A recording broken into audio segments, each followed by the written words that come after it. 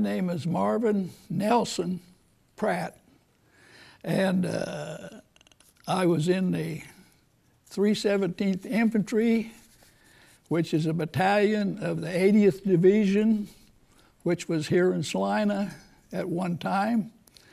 I served all through the war, through France and all of Germany, through the whole campaign over there. In school, we had social studies that studied current events, maybe political, but also worldwide. And it was national news as the Germans was taking over everything and doing things over there. And also that the Japanese were doing some threatening on their end over there. During, just before Pearl Harbor, if you went to the movies, you seen newsreels, which was generally about a week old. But on December the 7th, I was walking down the street going from one Washington High School to the junior high school for a different class.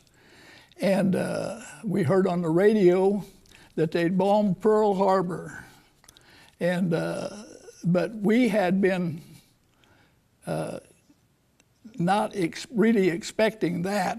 We knew that the Japanese were doing some negotiating and so forth over there.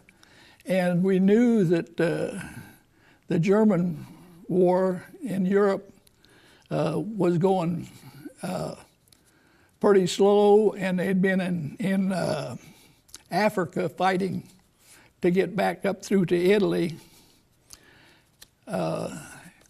And it wasn't very long until I knew that soon as school graduated, I'd had 1 week, and then I would go into the service. During those school years, I didn't date anybody really very much. We went to dances and so forth. I took a girl to the prom in my senior year. But really, for me, I wasn't thinking about that. I knew I had a war ahead of me, and whether I was going to come back or not wasn't a very good proposition. And so I never took that much interest in the other girls and what went on. Along about 2 months before we graduated from school, we had already had our draft notices and knew just exactly when we was going to be going. And they give us 1 week after we graduated to kind of get things in order and and make up any wills or whatever we might have to do before we left. And then they shipped us to Leavenworth, and we spent 2 weeks there being inoculated, vaccinated, and getting clothes, getting fitted up. And they put us on a train, sent us to California, halfway between San Francisco and Los Angeles. That was Camp Roberts. Camp Roberts, Salinas, California. And it's right in a desert between the mountains and a bunch of sand.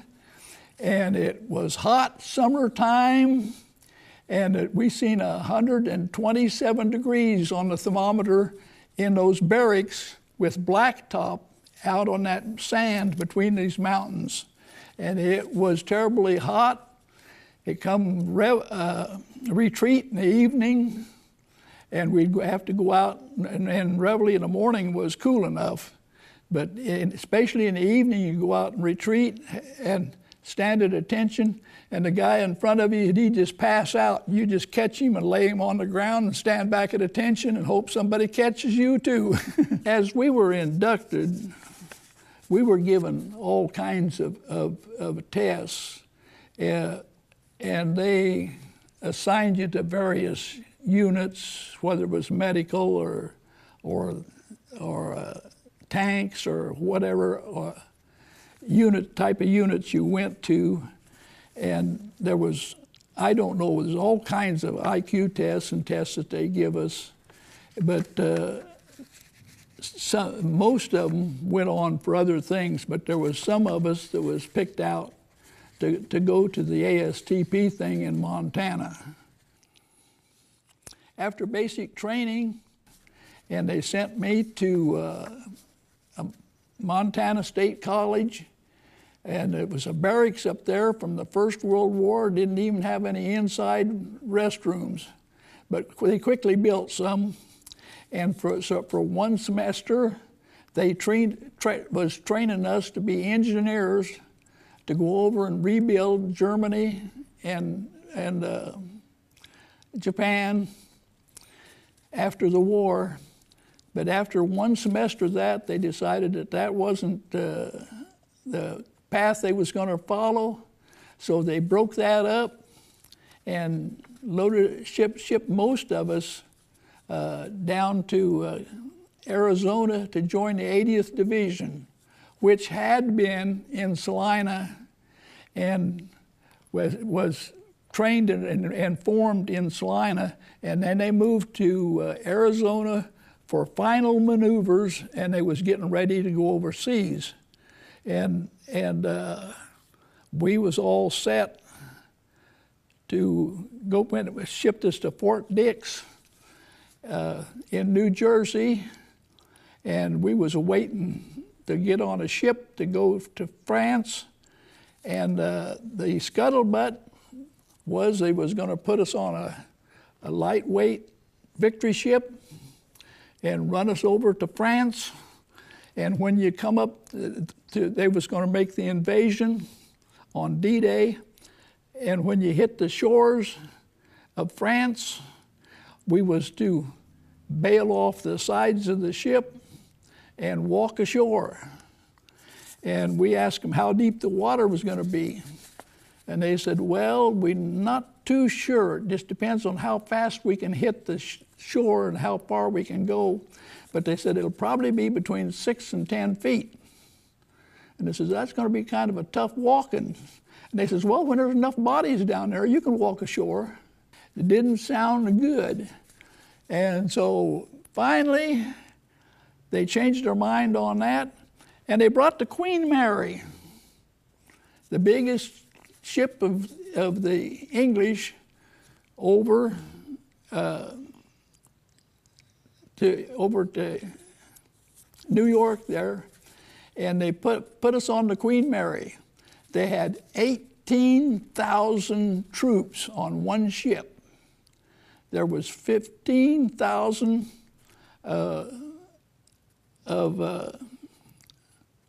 about 12,000 of our division. And then there was some tank people, and there was some artillery people, and a hospital unit, various components that was going over. When we got in New York getting ready to get on the Queen Mary, they got us down there. It was about midnight down on the docks, and we had to stand and you know, putting 18,000 people on one boat, it takes a while to get them loaded up. And we was way into the afternoon getting on the boat. And when we got on there, my assignment was a closet. And the closet was about 6 by about 7 or 8 feet. And it had 4 hammocks on one side of the door and 4 on the other side. And 8 of us went in, and you had to go in and get in the hammocks because every place was full of things. and you had your luggage or duffel bags there with us in the thing. And of course, being very, very hungry. And the first thing they did, we got about noon, was got the ship to start out to going. And the Limeys called us down, says you can come on up and have some stew. And we got out in the hallway and got started up there, and the smell got the best of us, and then the waves on the ocean didn't help any. And Limeys had kidney stew. Can you imagine a bunch of kidneys being stewed and what it smelled like? Oh, that was and we hadn't had anything from the day before to eat.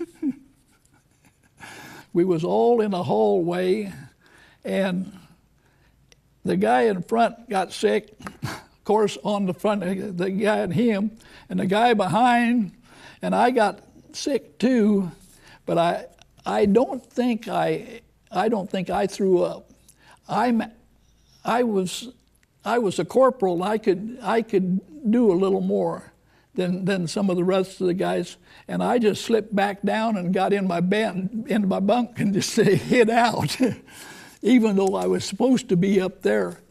And they also had drills during the trip. In case we got torpedoed or something like that, they had evacuation drills, and we run into the same thing in the hallways. And I managed to be hid whenever we had any of the drills, so that I didn't have to take part. On the ship, I decided that I would volunteer for a cleanup duty. So I volunteered to go around on the ship and empty wastebaskets. And you had a badge. There was a white area, a green area, and a blue area, and then I think you had a black badge that could go any place. So they give me a black badge, and I was to go around the hallways and pick up trash and so forth, and then go back and dump it in the ocean off of the back of the fantail. So I could go any place I wanted in the ship, and I went down and looked in the motor room and every place. The big swimming pool in the Queen Mary, they had boarded over, and the top of it was the dining room, and underneath that was where they kept the kidneys for the kidney stew, I guess. But that's where they kept the food in there on the ship. And that Queen Mary, after they got about 10 miles out, started zigzagging across the ocean, and all airplanes and escort people left, and we went across in 7 days and ended up in Scotland. When we landed in Scotland there, they put us on some trucks and took us just across the border. I don't know how far it is in there. I don't think it was 50 miles, just a short distance, but we was in England part then. And that's where we had our tents. I went out and bought a bicycle from some British person there, and then I took some tours around this couple of little towns and places around in there, kind of met people and got away from the camp when I could and got back again. So we never got to see that much there. We was too interested in what was going on in the air war and on the beaches over there, what we was going to have. The progress in the invasion in June, they were still just in the hedgerows on France, right. Just had a very, very beachhead. They'd been a month in there, and in the battle, we were still going to have a battle getting in. Finally, they took us down and loaded us on a small ship. The ship had been over in Africa and in some battles, and where the captain's tower or the headquarters deal is up on the ship, the office and so forth, it had been blown clear off. And they had taken some old 2x4s and some boards and nailed up and made a little wooden shack up there so they could still operate that ship. And that's what hauled us on over to the beach and loaded down a landing thing, and we just walked off in dry. We didn't have to do the swimming or anything like that. And we just walked on up and on the hillside. And just the day before that, they was breaking out of the hedgerows. They was moving out and was getting the Germans run back, and so we was on the ground probably almost 24 hours until we got our trucks and our cannons and all our equipment and so forth and got it on there, and we loaded it up on our stuff and took off in a convoy, and we was breaking out, and we took off going across France, and our route of attack was right straight towards Paris. But when we got in sight of Paris, just ahead of us, the general come on and announced that we're not going to Paris. We are going around it on the outside. He says, if I get you guys in Paris, it'll take me 60 days to round you up again. He says, we're not going to Paris. So we went out and circled Paris and headed north. The Germans had pulled pretty well all back until they got up to the Moselle River. And they set up lines and so forth over there, and they had us in a line.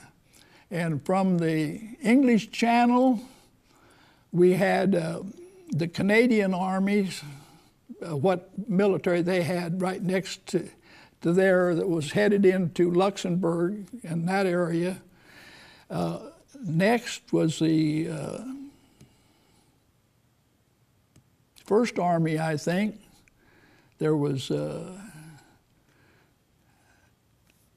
or 3 Third, First, and I forget what the other one was. But we had the Americans was all across the middle, taking up the brunt of everything, and on the right next to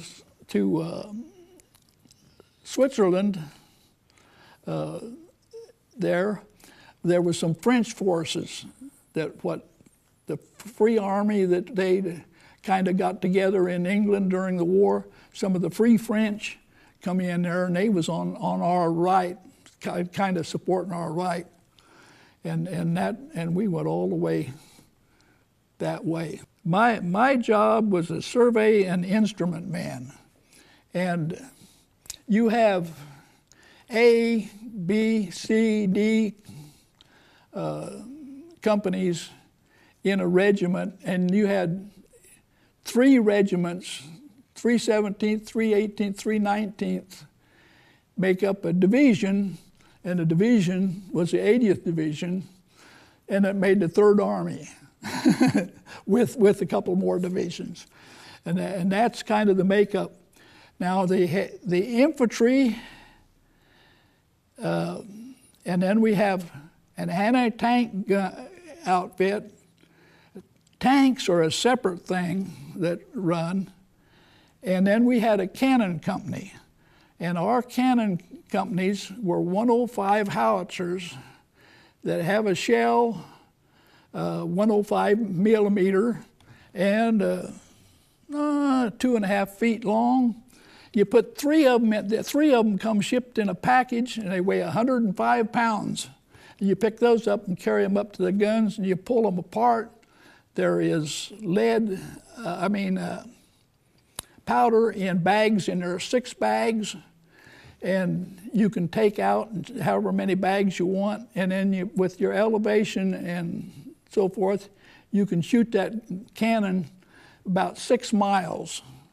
That was our direct support. So we had to stay right up with the infantry. We had 6 cannons. There was a sergeant in charge of each one of them, and there was 2 corporals. One of them adjusted the gun for horizontal guidance, the other one for vertical.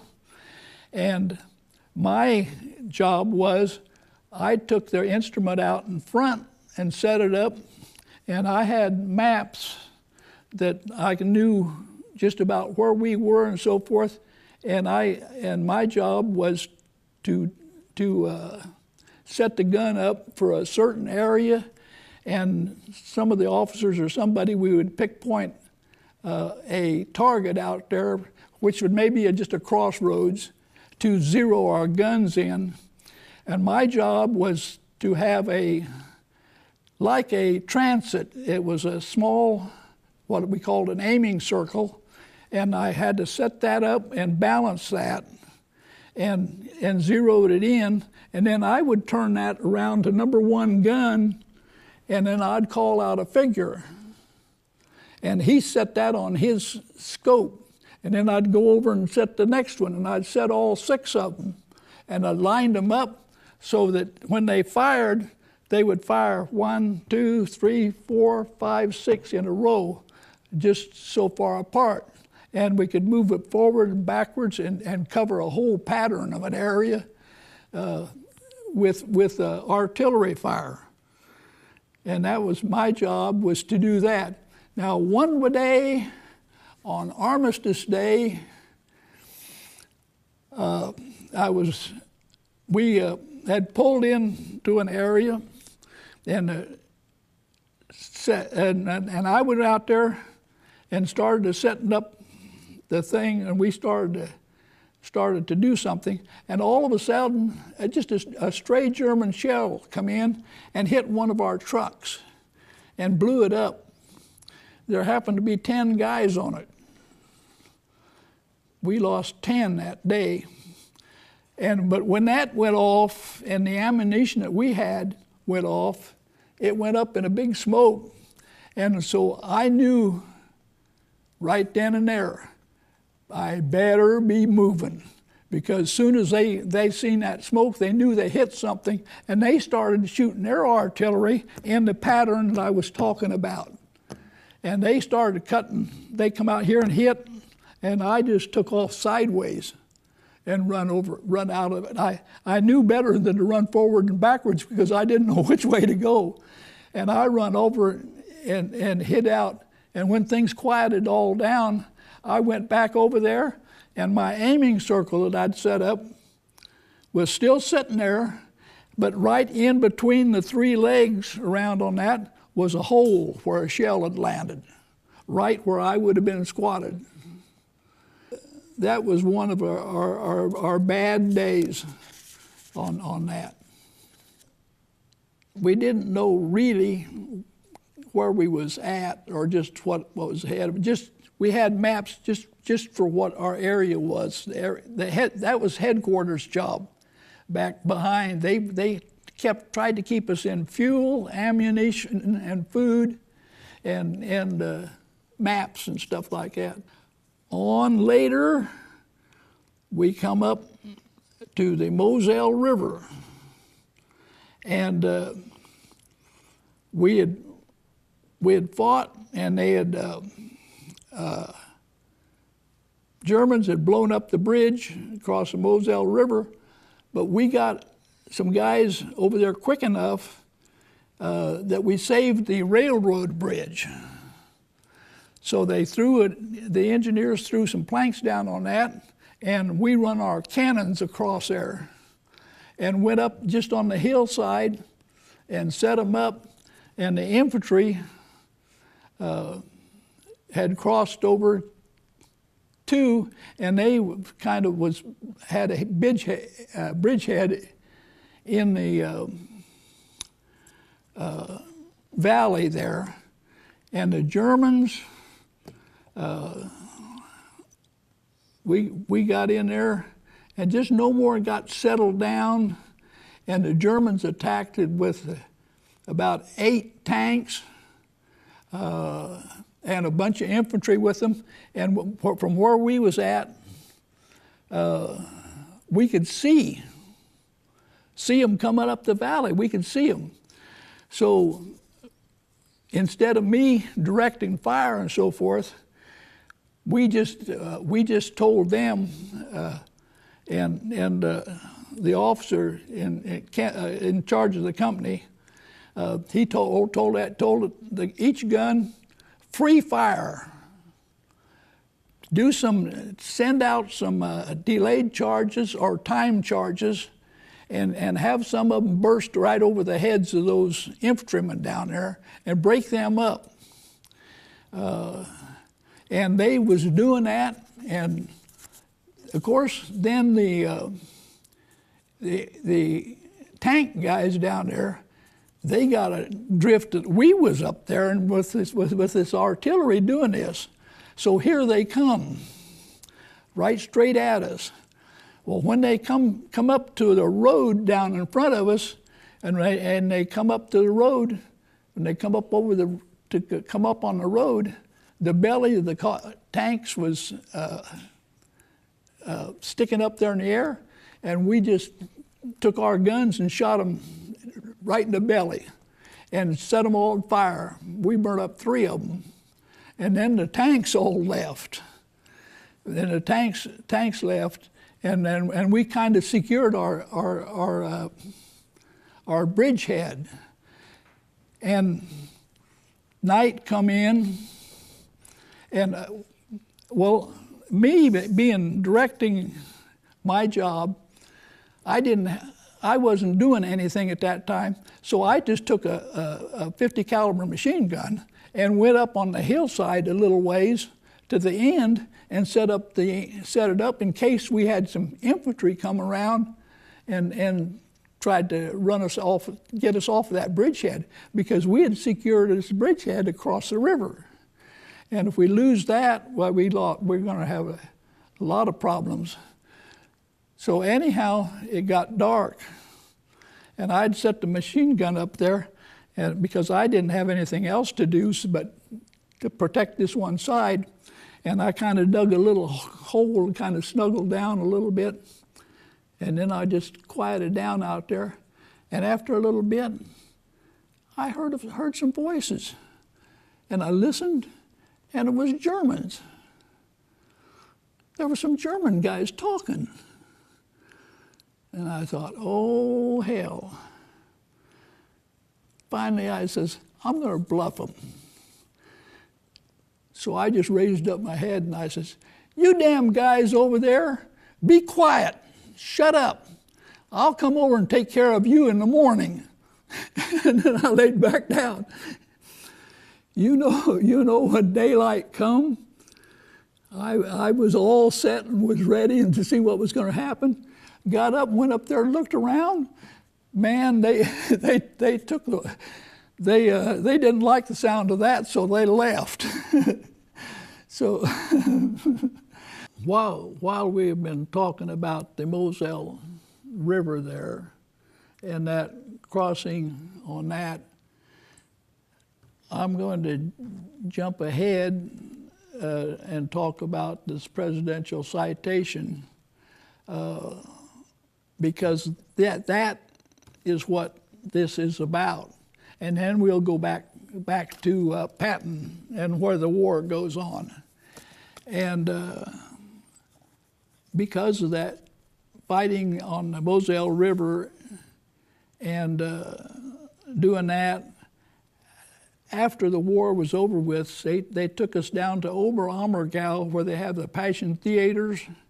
And under the eve of that, they presented us with a general order dated, order number 74, dated 1st of September 1945, and it gives World War II honors and awards to the 80th Battle Honors. To Company E Infantry Regiment, that's the one that was down on the flats down there, fighting those tanks and so forth. It goes on and tells about their story on there. And then it gives up on the Cannon Company, 317th Infantry, is cited for exceptional aggressiveness, extraordinary heroism, and outstanding performance of duty, crossing the Moselle River the same day as the advanced rifle units, 12 September 1944. The Kenneth Company, 317th Infantry Regiment, gave close fire support and regiment during this critical operation. Following day, an enemy counterattack employing infantry and tanks. The initial force of the attack pierced our defenses, penetrating 1,000 yards to the left rear of the howitzer positions. Immediately, countermeasures reversed the attack, forcing the enemy back. German self-propelled 76 millimeter gun attempting to overrun the howitzer positions was destroyed, and all of its crews killed by direct fire. 3 other enemy counterattacks repulsed within the next few days in maintaining the Moselle bridgehead. The fortitude and intrepidity displayed by the officers and men of the Cannon Company 317th Infantry Regiment reflect the finest traditions of the armed forces of the United States. And that's a presidential citation. I think there was these our two units, and I think there was another 2 units during the Second World War that were given those, and it's kind of like a Silver Star or a Medal of Honor type of thing. But it's instead of being for a person, it's for the unit. And those, I think there was 4 different. This R2, and I think there's another 2 during the Second World War, as all there was. And they just recently give some awards for some of the guys overseas on some of their battles over there. And I don't think was any of them given for any of the other wars, Korean and all that stuff type of thing. So it's kind of an unusual award. On the Battle of the Bulge, when we went in there and rescued those guys, they dropped supplies to them from the airplanes, and the different colors indicated whether it was food, ammunition, or what it was. And when we rescued them, then we took part of those parachutes and tore off pieces like that, and we was wearing them around our neck for bandanas to indicate that we had been in there. After the Moselle River and going on over, Patton, as a general that kind of broke in as a kid during the First World War, but he was a guy that could look at something and figure something out. His first invention, I found out later, was back in Texas down in here, and some of the Mexican people was raiding up in this area, and him as a young kid, he adapted a machine gun and put it in the back of a pickup, an old pickup, and when they come riding in on our horses, well, they cranked up that thing, and he had that machine gun and chased them out and shot up a bunch of them. And that was one of his first inventions. And then when he got over there, he took some kind of metals off of some German old things that they put in the ground to keep tanks and stuff from going in there. He took some of those and welded them on the front of his tanks to tear things up and do things. And so he was kind of an inventive type of guy, and he liked to do things different. And he come up and was over in our area. Well, we'd had the Battle of the Bulge. And the Battle of the Bulge, and they'd come down in there, and the guys got surrounded, and then we broke out of there, and went over there and rescued them, and McAlfee, I think, was the general that told the Germans nuts he wasn't going to surrender, and we come in and rescued him and broke that up. Then that's when we went back over to the right, out of the way, and Patton come along, and I hadn't seen anything of him because he was really in charge of 2 or 3 divisions. He was a general in charge of 2 or 3 divisions, and he come over with ours, and I seen him at a distance or around, and heard stories about him. And they say that he'd just walk out on the daggone battlefield. I know he had pearl-handled revolvers, and he'd walk around out there and see what things was going along, bullets flying around. He was lucky too. But anyhow, Patton over there, he come over and he says, we want to just try something. And so he took some of our tanks and we took our companies. There was, maybe 500 people, something like that in that. And we broke through the German lines and went out in the country. As soon as we got out in the countryside, we went over to a little town, went in there, and there was some German soldiers in there, and we run them out.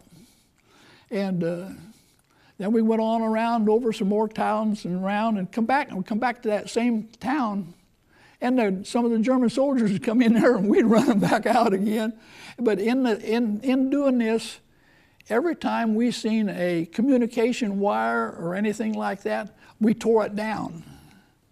And we was just running all around, tearing up all their communications, and the Germans didn't have any idea where we were or what was going on.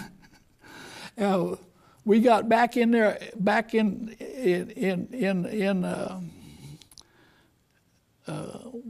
one area there, and Patton says, we need fuel, and we're running out of gas. We can't run our tanks or our trucks anymore. And he says, well, let's see, we got about so much fuel. 20 miles over here is an German airfield. So we just took off over there and went over there, and their trucks and tanks and stuff trucks and cars and stuff run off of kind of a kerosene, real cheap fuel. We couldn't burn it.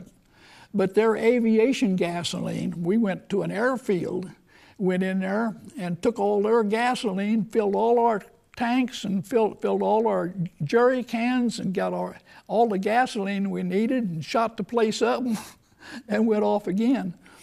Went over to one hillside and come up on the hillside, stopped, looked down over the valley, and here was about 700-800 Germans coming up the hillside, attacking up the hillside, and they started shooting. We just kind of hunked down a little bit, and then we just raised up and just started shooting the heck out of them. And all of a sudden we decided, that there wasn't nothing but just a few wooden bullets flying around. There was blanks.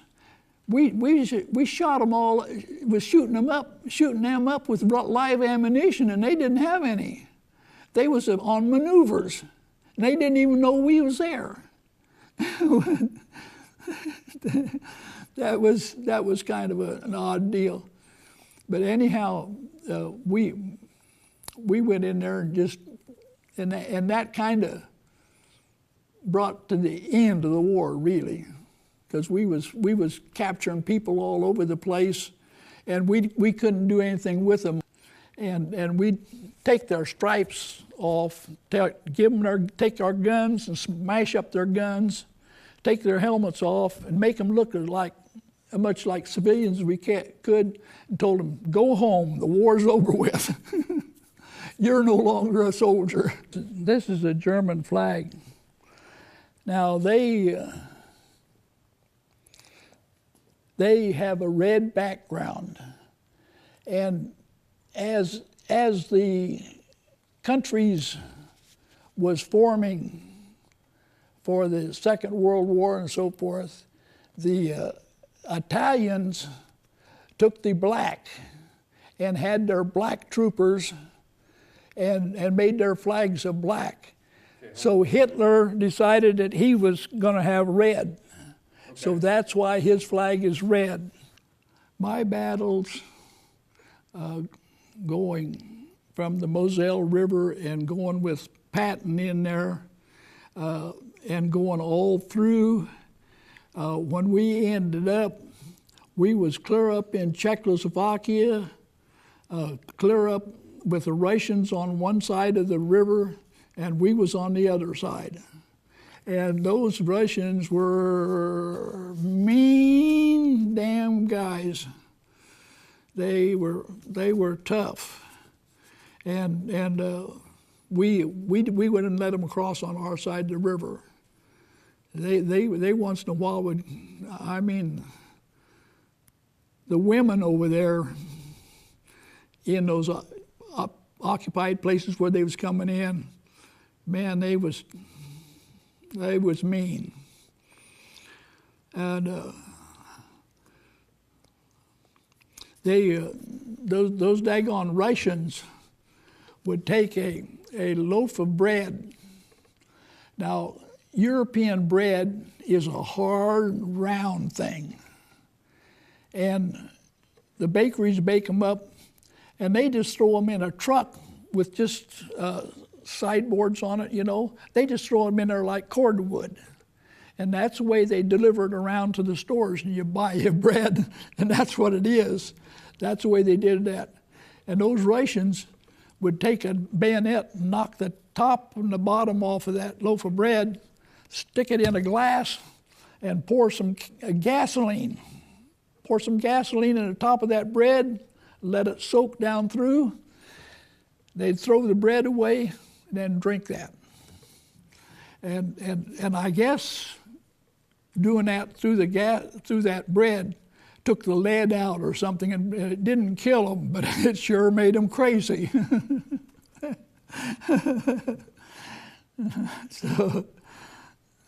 So that's where I was at when the war was over with, and we just pulled back into, it was kind of a military area, and set up some tents, and we just kind of loafed for about, 2 or 3 weeks, and then we started doing a little bit of training and so forth, and getting ready to go to Japan. And of course, 30 days after that, why, they dropped the bombs, and the war was all over with. So the war was over with. Me and one lieutenant come back out of the bunch that went over. The rest of the guys that were all new and people that had come in, and then we shipped out, and we went. As I said, I went over on the Queen Mary, the biggest thing you could get. And when I come back, they took me up to the shore, and we loaded us on a Colby Victory. It's a Victory ship. I got a certificate of transportation on the thing. It was a little bitty Victory ship, and it had an old white-bearded man on there.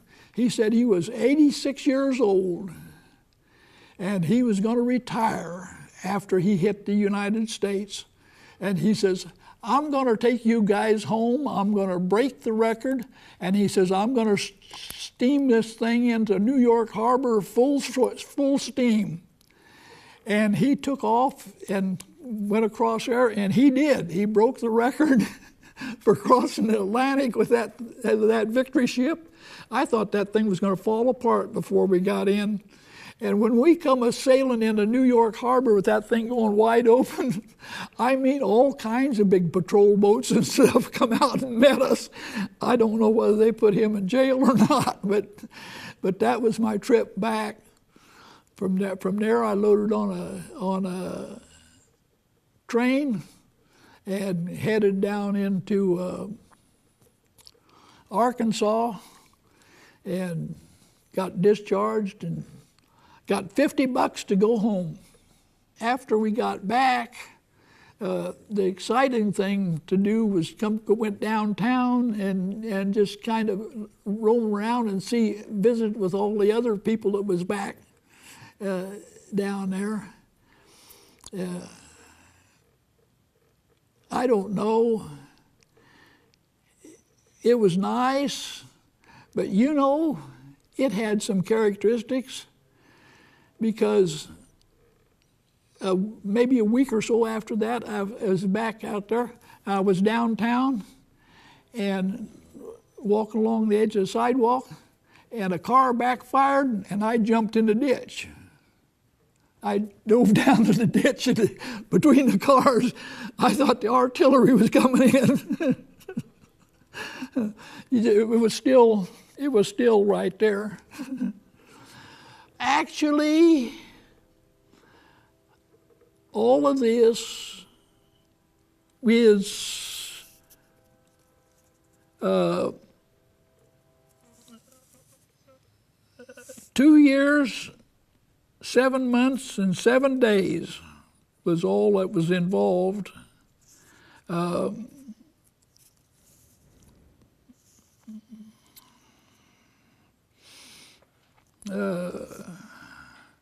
About half of it, just about half of it, was stateside, and the other half was over there. If I hadn't have been chosen to go to that ASTP program or some of those other things that did happen to me, I would have probably been in some lot worse troubles than I did over there. I just missed the climbing up those banks over there in Dover in France by 30 days, or well, actually 60, because they was that long getting a beachhead in there. That was pretty bad.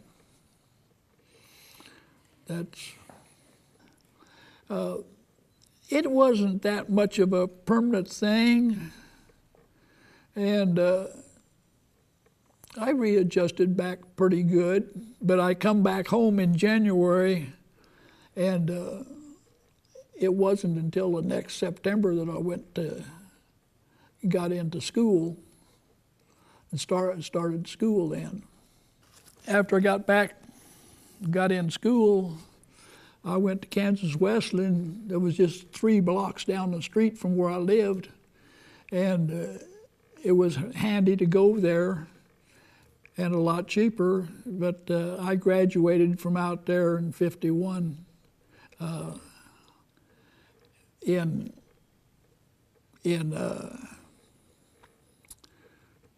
accounting. I had psychology and sociology, all that stuff that you have to take. I got just a business deal, but I also got a teacher's certificate, and I taught one semester as a geometry teacher at the junior high school here in town. Practiced teaching, but I decided I didn't like that. I didn't want to do that, and so I went to work. I was gonna go work with Kennedy and Co., but they wanted me to work with a private business for a while, and so I went to Slina Supply and worked there for about 3 years while one of the guys was in the Korean War. And I worked there until he came back. And I don't know, I didn't like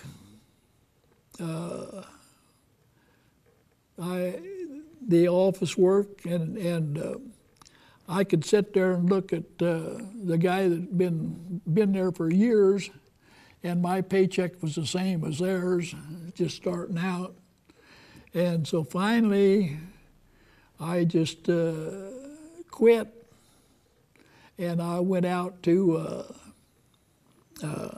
Canopolis Lake, and I bought a chunk of ground out there and built the Oasis. It's kind of a little bait shop. We sold groceries. We sold. We had a little restaurant deal there. Sold chicken and hamburgers and what not. Ice and all kinds of stuff for campers in the 60s and 70s when everybody was camping. And then lightning hit.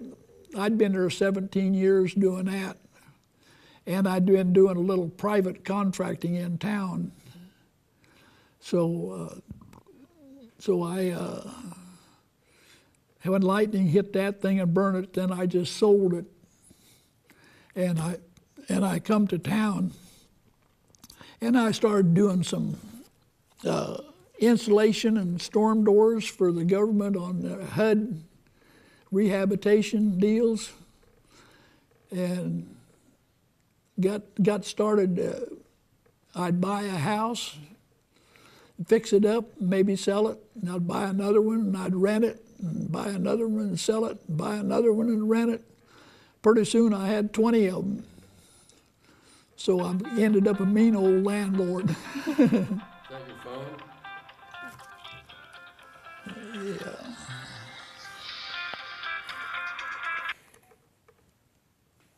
Hello? Hey, Marvin. Yeah. It's Chris over on Foxborough. Yeah? We were going to bring you some rent money tomorrow. Okay. Okay? Okay. Sorry it's a little late. That's fine and dandy. Okay. All right, well, we'll see you tomorrow. That's one of my renters. He says, I'm going to have them rent for you tomorrow.